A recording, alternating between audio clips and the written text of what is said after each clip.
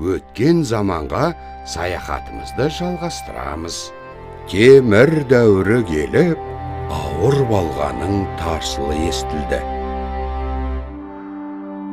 Сонда Орта Азия, Қазақстан және Шығыс Түркістан жерлерінде сақ тайпалары өмір сүрген. Олар 3 топқа бөлінетін. Біреулері Хаома сусынын дайындағандықтан Хаома Варга сақтары деп атанған. Келесі Тигра-Хаот сақтары. Олар шошақ бөрік киген еді. Ал үшіншілері теңіздің ар жағында тұратын Парадарая сақтары болатын. Кең далада көшіп жүріп, мал бағып, жабайы аң аулаумен айналысқан.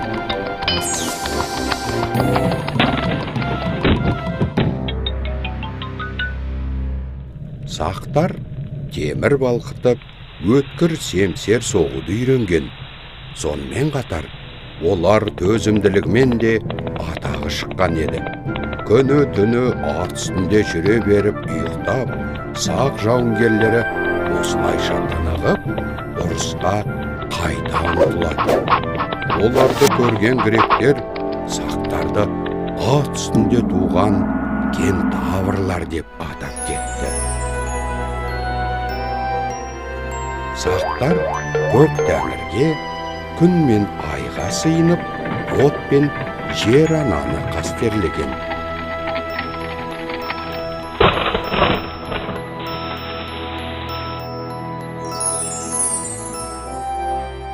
Кітап асыл қазына, іші толған құпия сыр. Әлемнің ұлы тұлғалары қағаз бен сыр бөлісіп, кітапқа қаншама ойларын жазған еді. Міне, сақтар жөнінде де көп жазба деректер қалған. Сақтар епті, асқан жігерлі болуымен қатар, озық мәдениетімен де даңққа бөленген. Олардың өз жазуы да болған. Қазақ жеріндегі бірінші мемлекетті осы сақтар құрған еді. Ол мемлекетті тайпаның ұлы да дана жауынгерлері билеген.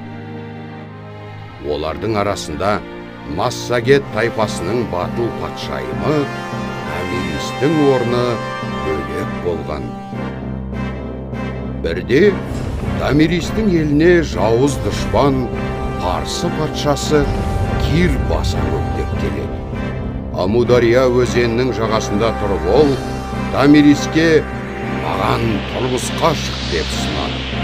Ал онысы сақтарды осылай айламен жаулап, өзіне бағындыру мақсатында айтылған сөз еді.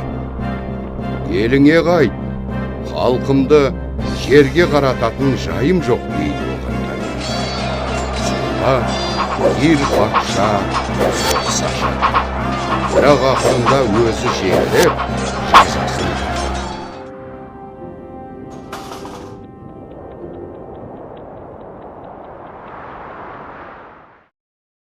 Қайтыс болған патшаларын сақтар алтын киім кигізіп, қорғандарға жерлеген. Мәселен, Есік қорғанында Ақсүйек өкілі болған алтын адам табылды. Оның киімі 4000-нан астам алтын бұйымдармен безендірілген. Оның басым бөлігі жануарлардың бейнесі.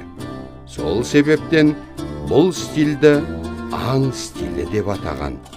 Мәселен, ондағы қанатты тұлпардың бейнесі Қазақстанның елтаңбасына енген.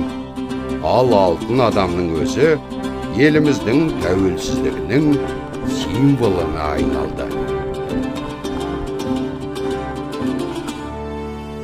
Міне, осылайша сақтар өмір сүрген.